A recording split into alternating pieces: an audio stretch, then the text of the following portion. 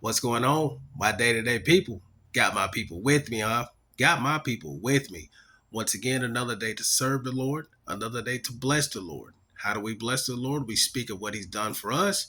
Not only what he's done for us, but what he's done for others. Another day to eat this bread, share this knowledge. Iron sharpens iron.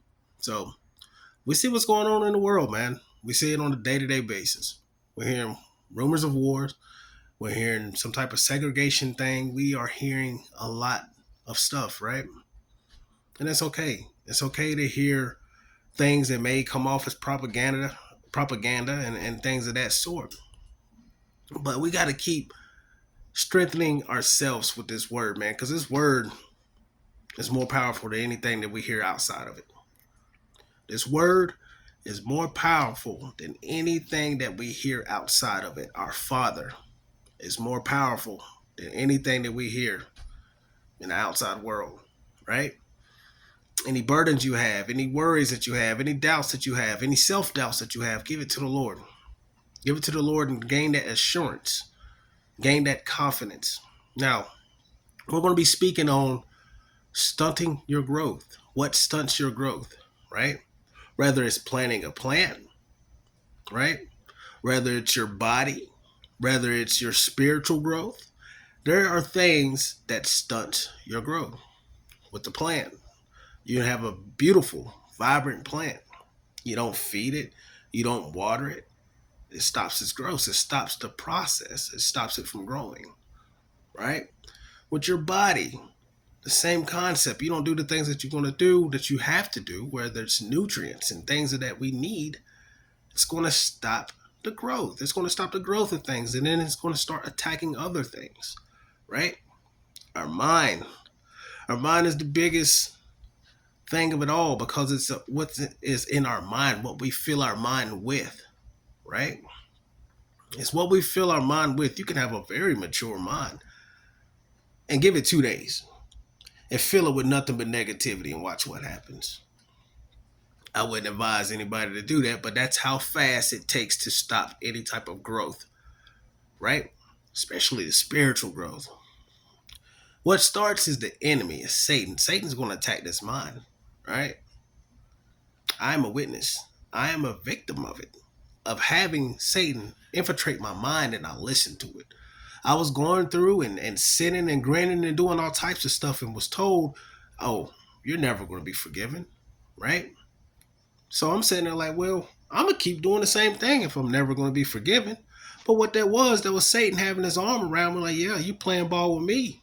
You playing ball with me. But once you get away from that, that's when he becomes mad. That's when he becomes to attack you. That's when he constantly attacks you, right?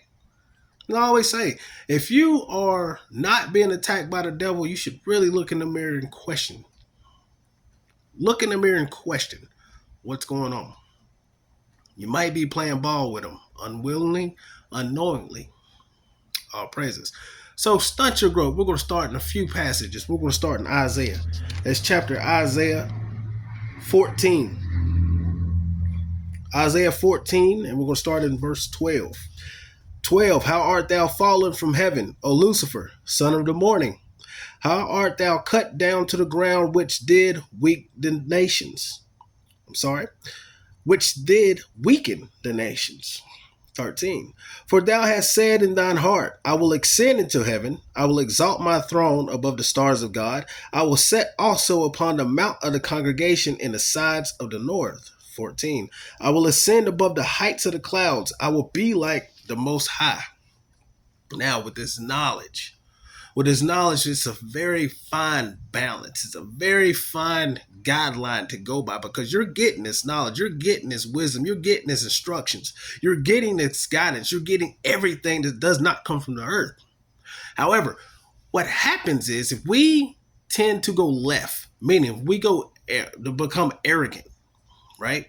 To become that we know it all. If somebody's speaking into you, right? They're talking to you about the word and you just finish it off because you know it instead of sitting back and listening. All right, so practice that. If somebody reading scriptures or you see a Bible verse and you see it and you know it, you may know it, read it word for word with them. Listen to them word for word. Don't just skim it on down. right? Don't just skim it on down. Listen to it word for word, take it for what it is. Because what happens is when you get this knowledge, you do become arrogant. You do feel like you know everything. You do become self righteous. You do become judgmental. You become everything opposite of what the Father wants you to know or do with His Word. If that makes sense. All praises. So, speaking of, with the knowledge that you get, all right, so we see what Satan said or how he felt within this passage. It's because he had the knowledge. Hey, I know everything. Why I got to listen to you anymore? Right? That same attitude, that same mind state, that same demeanor trickles down into us. Whenever we feel like we know everything, whenever we feel like we know it all, and it's like we become our own God. We become the one that writes our own instructions. We become the ones that set our own guidance, right? That's what it is with being arrogant, all right? If that makes sense, all praises. From here, let's go to New Testament. We're gonna flip back and forth, but we're gonna go to First Corinthians. We'll see what Brother Paul had to say. So with the arrogance and things of that nature, and you becoming self-righteous, and I'm not saying that anybody who's listening is practicing self-righteous. I'm just a warning to what happens when you are fulfilled with a bunch of knowledge. Like, it happens in everyday life too. You know, outside of the word, you can be training somebody. If you've ever been in a position to train somebody, and then you're passing the knowledge that you know, and then you see they get big-headed. You ever heard the term of the never try to outdo the teacher, right? If you ever heard that term, you know, so you're training somebody, and the next thing you know, they want to try to outdo you with the stuff that you trained them, right? And what's funny about it, 9 times out of 10, when we're in the flesh and we're training people, you normally don't give all the little secrets to the person of how they're gonna get by with what they need to get by, but you give them enough. And the thing with Jesus that I love the most, he gives it all. He gives it all. There's no secrets. There's none of that. So that already shows and pinpoint that there is some type of guideline and restrictions and a cap with knowledge when we're having human interactions with one another versus the knowledge that comes to us. Man, I hope this is making sense. So, First Corinthians chapter 8 verse 1. Now as touching things offered unto idols, we know that we all have knowledge. Knowledge puffs up, but charity edifies. Once again, now as touching things offered unto idols, we know that we all have knowledge. Knowledge puffs up, but charity edifies. Love builds up. Knowledge puffs up. Right? That knowledge, it puffs up where you become arrogant. And that's how it was when we seen in the Isaiah passage. That's exactly how it was. You get that knowledge, or Satan got that knowledge, and what happened with Satan? We know exactly what happened when he took that knowledge. And so, as we continue to go through this stuff, go through these days, we continue to go through these days, right? We have to remain ourselves. Okay?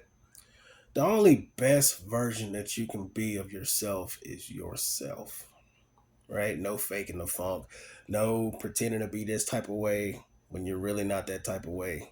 Be yourself, right?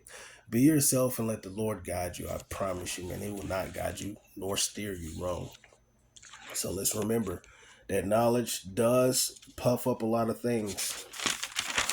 It brings a lot of bad things out, but it also brings good things out if you're able to contain it, if you're able to withhold it, if you're able to say, you know what, I'm forever learning. 100-year-old man can learn something new, right? If you're ever forever learning, you're going to stay within that threshold of being on the good side of what knowledge and wisdom comes to you. So let's close this out with Proverbs chapter 8. Let's look at Proverbs chapter 8, Verse 13, the fear of the Lord is to hate evil, pride and arrogancy, and the evil way and the forward mouth do I hate. Once again, the fear of the Lord is to hate evil, pride and arrogancy, and the evil way and the forward mouth do I hate. So when you're able to depict, right, you can see two sides. You can see the bad side, you can see the good side.